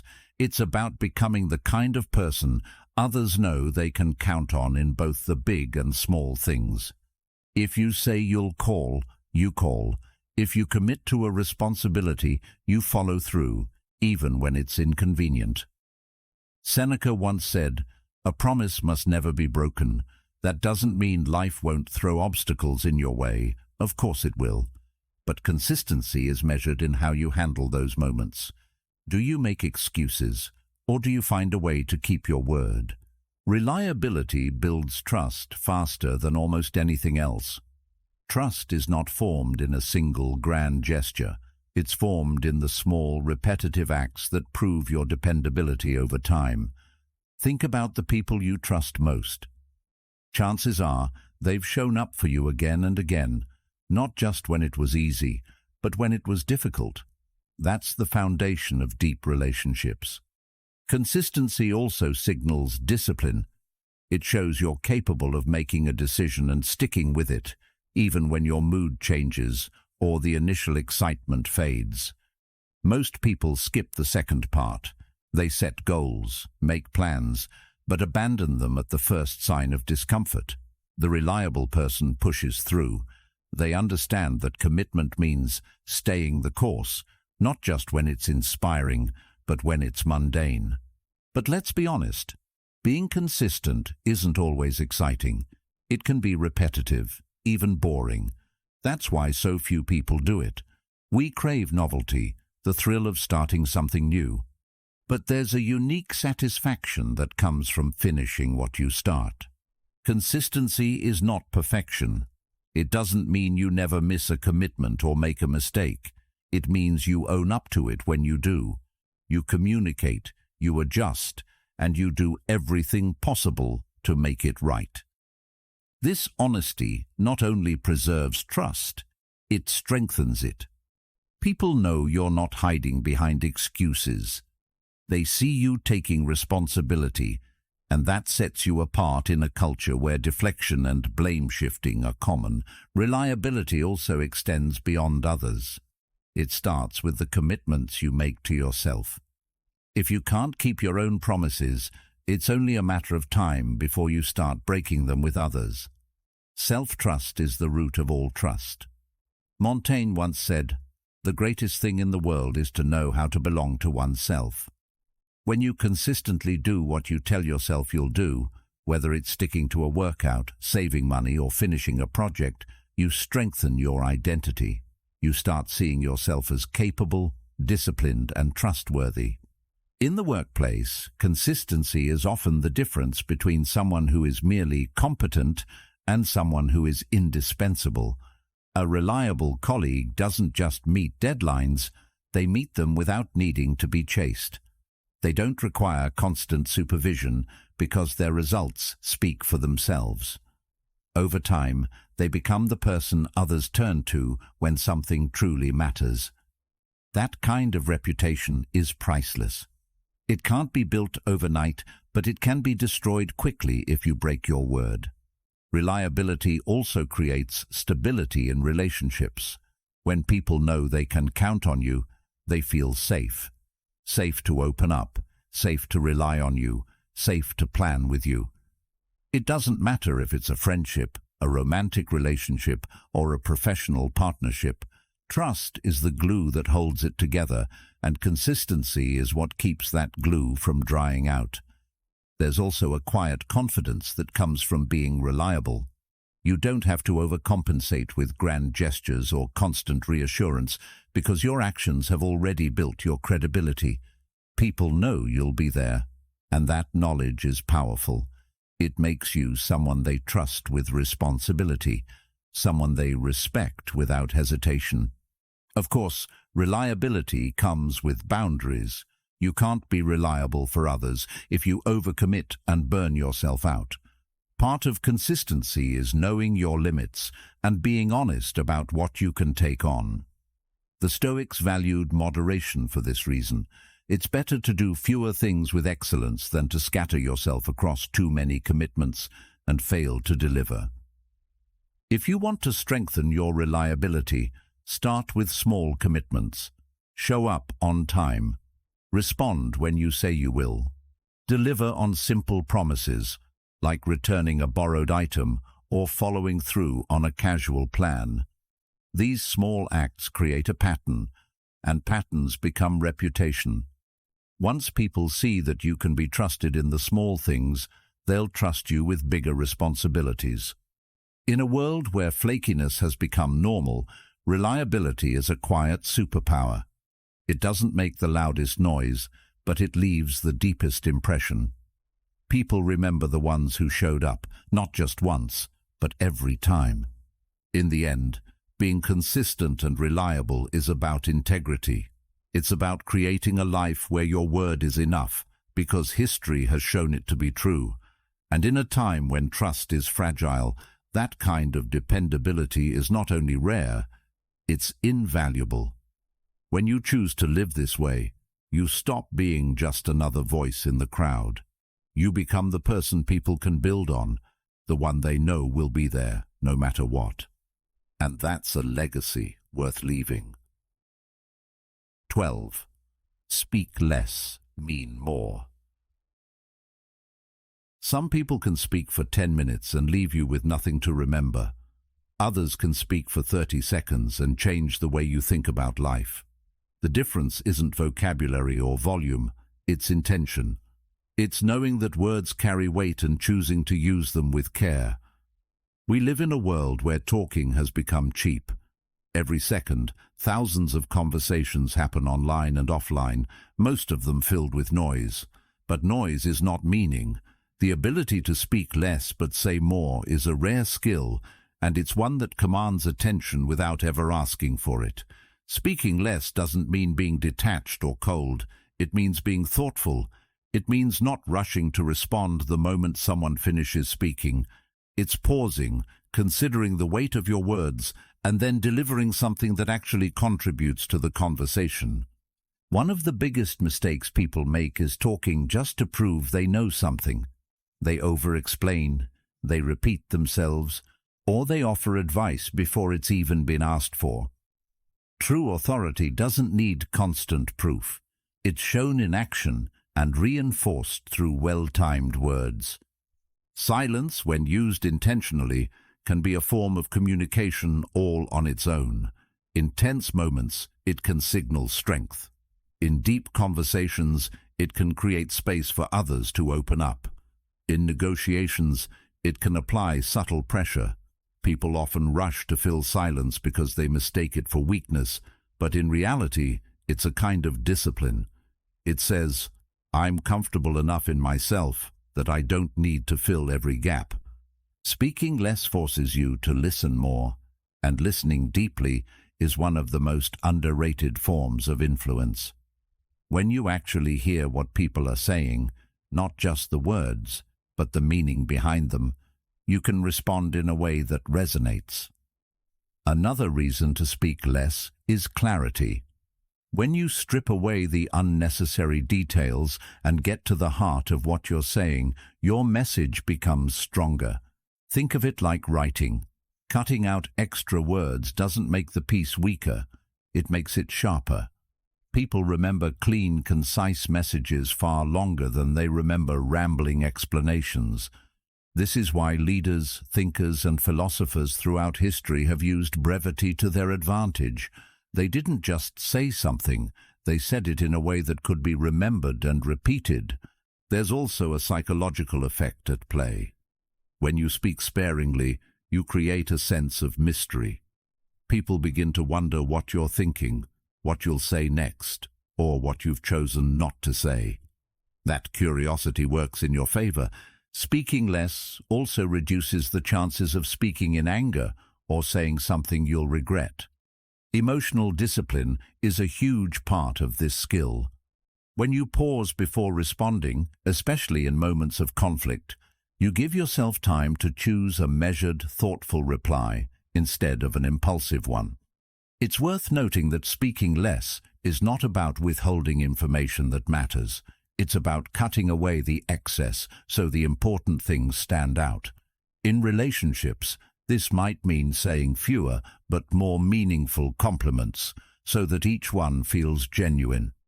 In business, it might mean giving clear, direct instructions instead of overcomplicating them. In friendships, it might mean knowing when someone just needs your presence, not your advice. If you want to practice speaking less but meaning more, start with intentional pauses. When someone finishes speaking, wait a beat before you reply. In that pause, think, will what I'm about to say move the conversation forward? Is it necessary? Is it true? This aligns with the Stoic principle of living with intention. Speaking is an action, and like all actions, it should be deliberate. You can also train yourself by observing people who already embody this. Notice how the most respected figures in a room rarely speak the most. They're selective, and when they do speak, their words carry weight. This isn't an accident, it's a skill they've cultivated. They've learned that words are like currency. The more you flood the market, the less each one is worth. Over time, you'll notice that speaking less makes people listen more. Your words will start to land differently because they're not competing with a flood of other words. People will associate your voice with substance, and that association is powerful. They'll come to you when they need clarity, perspective, or truth, not just noise. And perhaps most importantly, speaking less shifts your focus from trying to impress to trying to connect. It's not about delivering a performance, it's about delivering meaning.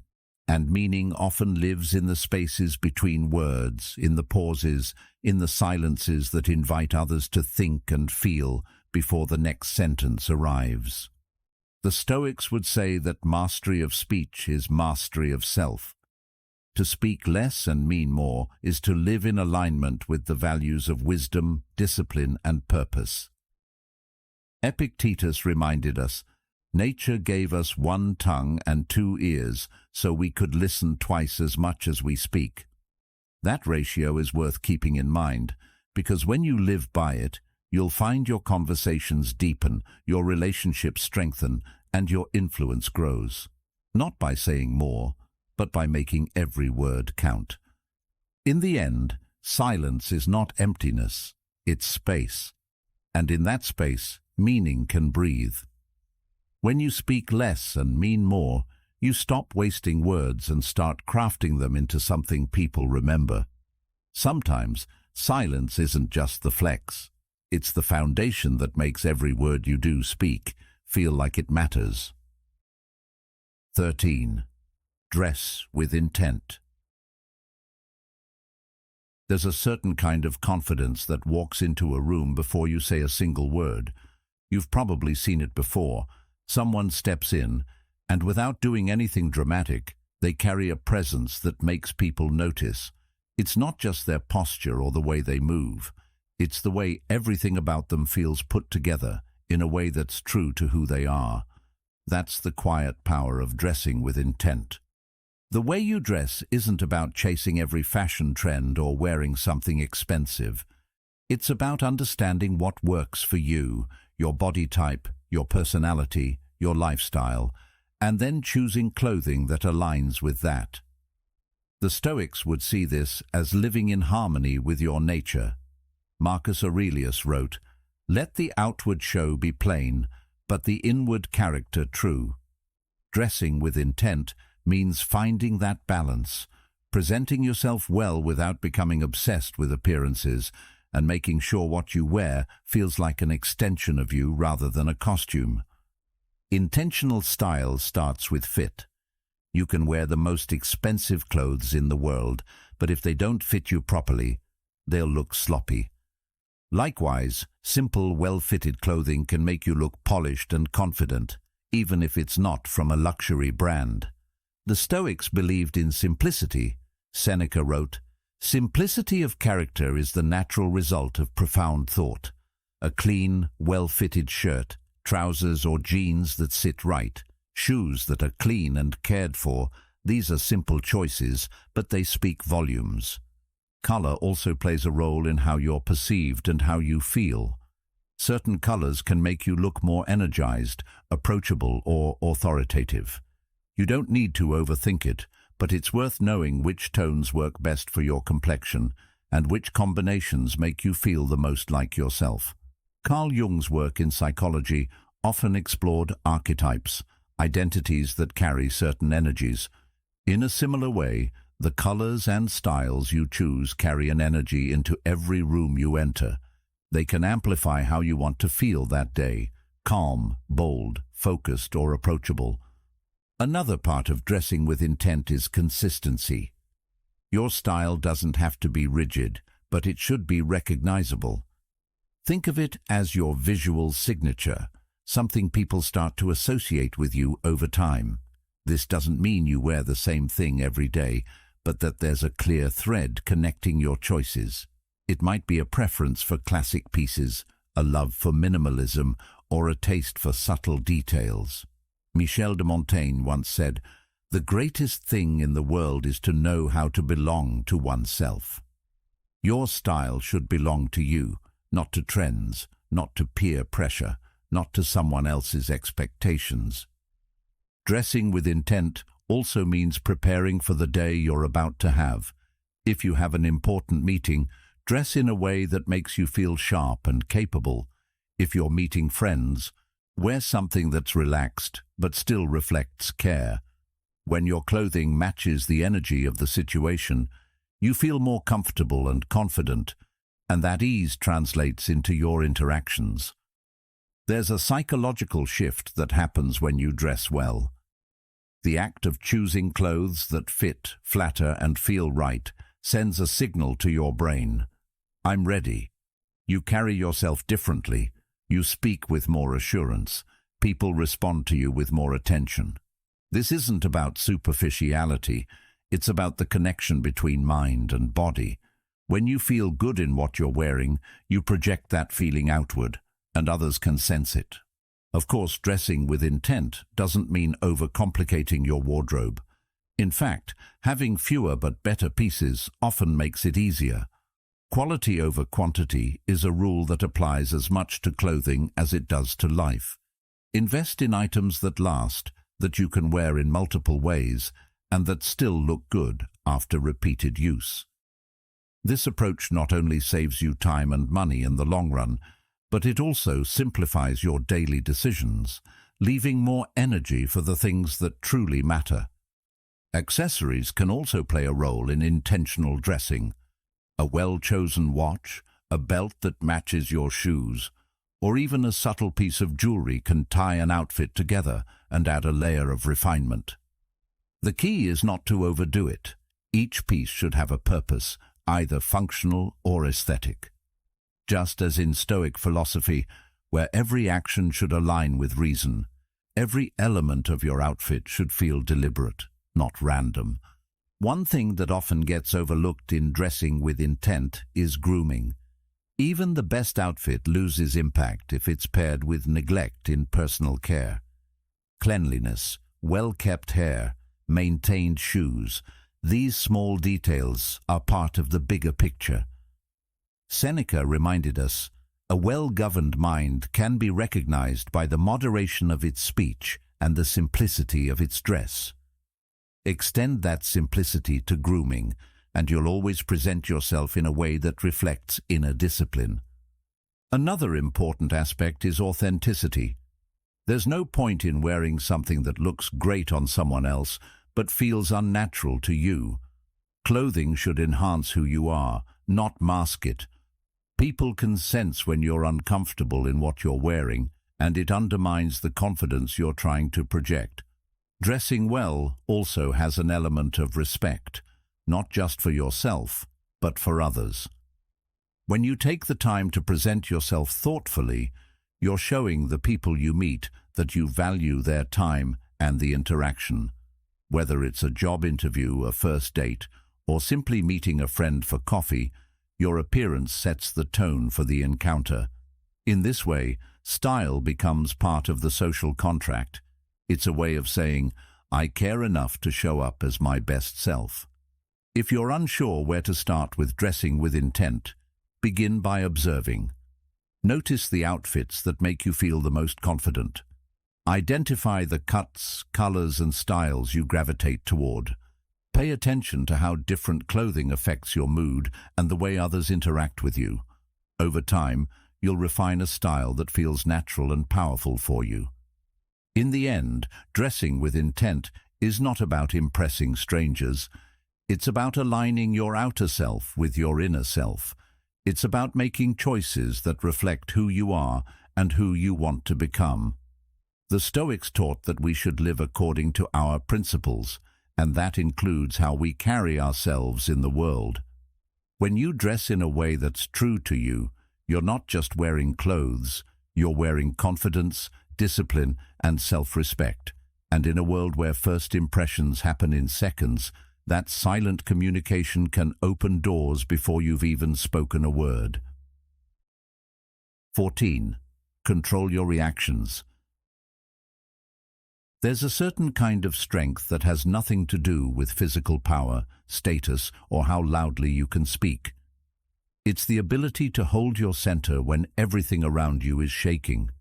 You've probably seen it, someone in the middle of chaos, and yet their voice stays steady, their posture relaxed, their mind clear. They don't get pulled into the storm. Instead, they become the calm at the center of it. That's the power of controlling your reactions. We live in a world that rewards instant responses, quick comebacks, rapid opinions, emotional reactions. People are encouraged to speak before thinking and act before reflecting. But the Stoics saw this as dangerous.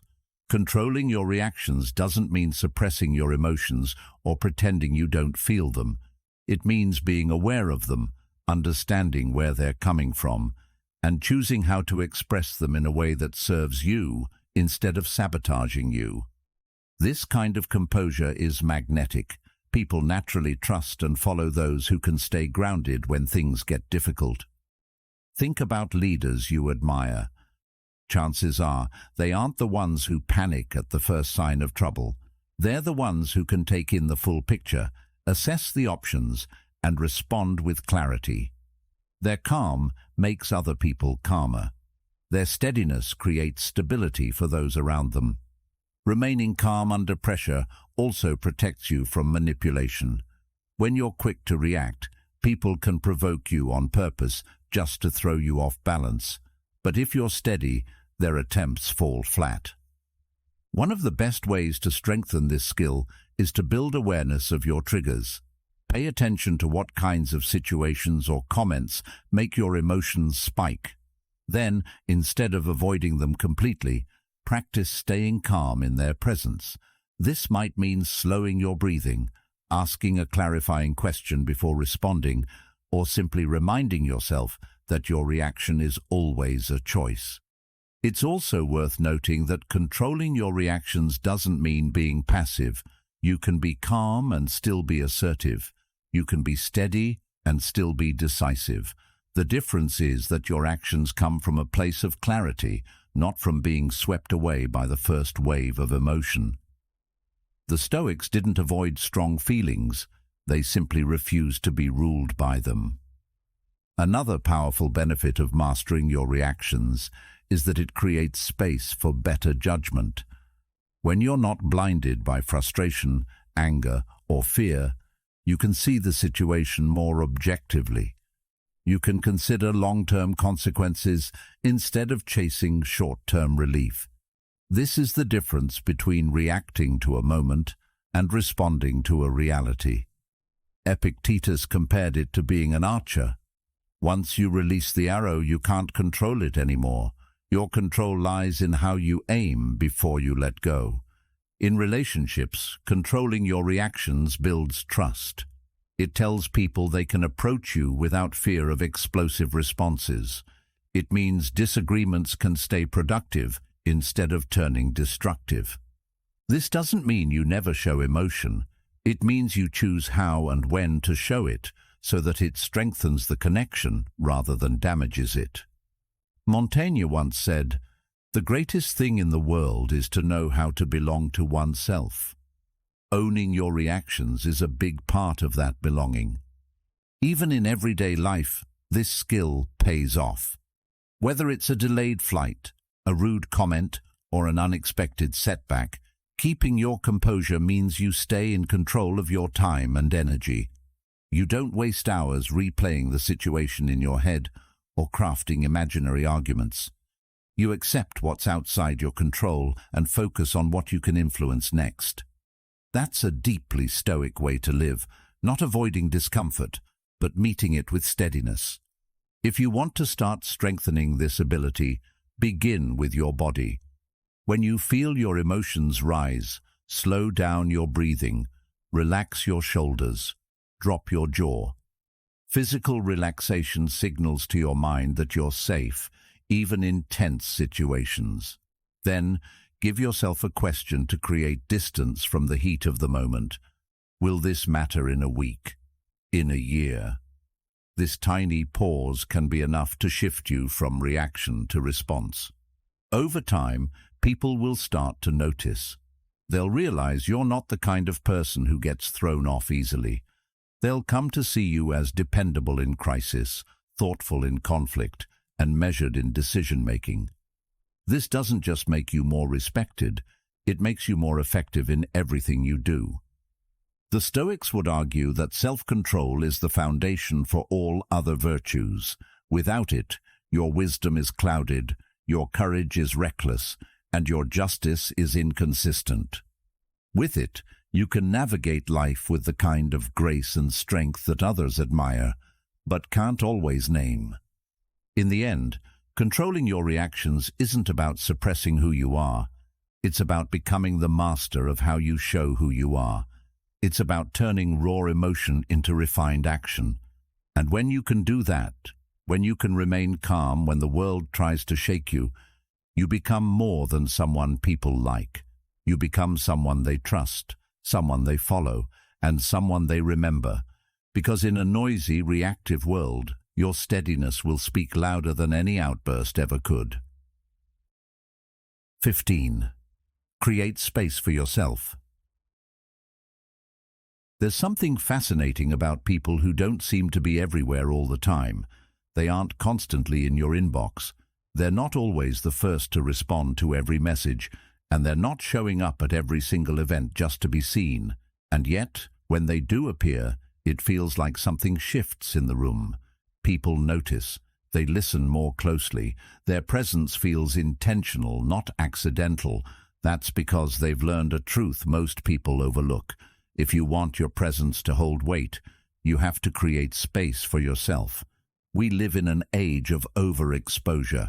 Social media, constant messaging, and an expectation for instant replies have made us believe that being always available is a sign of connection or care. But in reality, being constantly accessible can work against you. It erodes your sense of independence, drains your emotional energy, and makes people take your time and attention for granted. The Stoics understood the danger of being too accessible to everyone.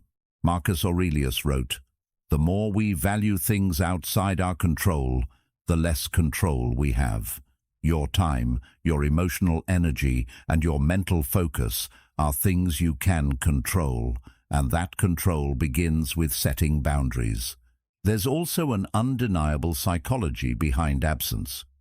When you're constantly present, people begin to normalize you. They stop noticing the effort you bring because they're used to it being there on demand.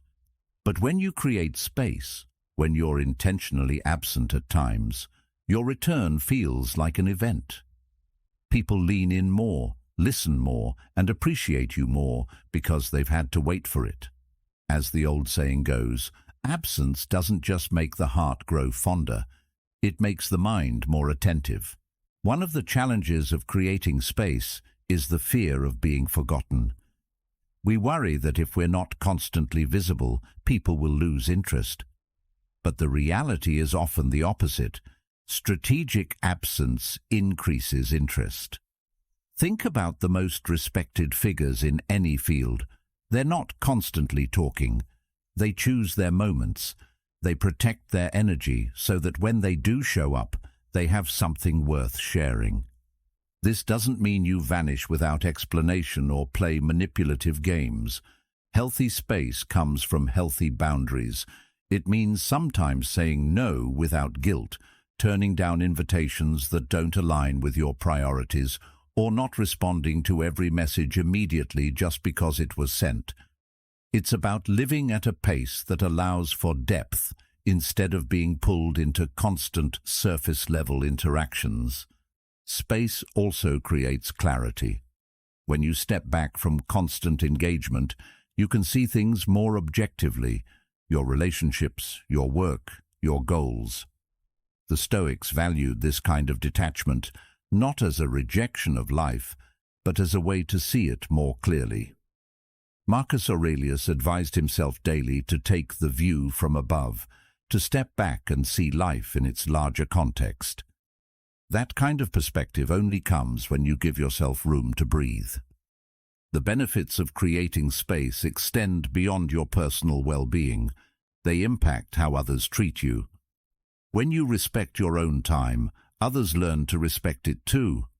When you make it clear that your attention is valuable, people start valuing it more. And when you're not always available, your presence stops being taken for granted. There's also a creative power in absence. Some of the best ideas, insights, and breakthroughs happen when you step away from the noise. When you're constantly in motion, your mind doesn't have room to wander, to connect ideas, or to see new possibilities. That's why so many great thinkers, artists, and leaders valued solitude, not as isolation, but as fertile ground for innovation. Creating space doesn't mean cutting yourself off from others. It means balancing connection with separation. It's the rhythm of presence and absence that makes both meaningful. Think of music. Without the pauses between notes, there's no melody. Without space, life becomes a constant blur with no defining moments.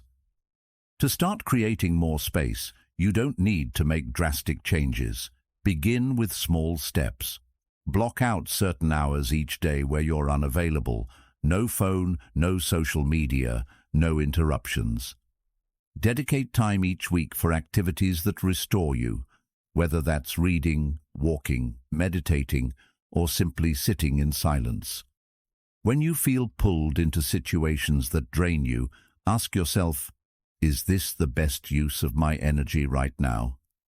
That question alone can help you choose more intentionally. Over time, you'll notice that creating space changes the way you feel and the way others perceive you. You'll feel more centered, more in control, and more purposeful in your actions. People will start noticing the difference in your presence, not because you're there more often, but because when you are there, you're fully there. You're not drained, distracted, or stretched thin. You're engaged, grounded, and alive. In the end, creating space for yourself is an act of self-respect. It's a way of saying, I am not here to be consumed endlessly. I am here to live intentionally. It allows you to give more fully when you choose to engage, to preserve your energy for the moments that matter, and to let your presence carry the kind of weight that only comes from not being everywhere all the time.